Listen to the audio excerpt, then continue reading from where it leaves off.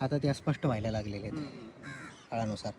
पायाचा आणि हाताचा ठसा बघितल्यानंतर थोडंसं गहीवरून येतं की आपले महाराज कसे असतील. म्हणजे कमाल आहे. दुःख या गोष्टीचे की आपण त्या काळात नव्हतो. आपले महाराज आपण डोळ्यांना पाहू नाही शकलो, पण महाराजांनी उभ्या केलेल्या वास्तू, किल्ले आणि त्यांनी दिलेले संस्कार आजही कायम आहेत. सिंधुदुर्ग किल्ल्यावर आल्यानंतर एक शांतता मनाला लाभते. चारी बाजूनं समुद्राचा वेढा. या अरबी समुद्रामध्ये 48 एकरचा जो टापू होता त्यावर केलेलं हे बांधकाम. कोणतीही टेक्नॉलॉजी त्यावेळेस नव्हती, तंत्रज्ञान नव्हतं, तरीसुद्धा महाराजांनी हा किल्ला बांधला.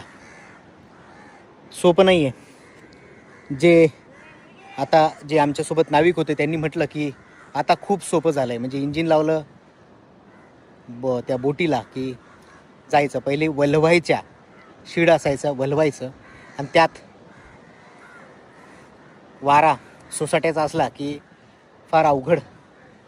पण या सगळ्या संकटांना आव्हान देत, मुघलांना आव्हान देत, पोर्तुगीजांना, डचांना आव्हान देत माझ्या राजानं स्वराज्य उभं केलं.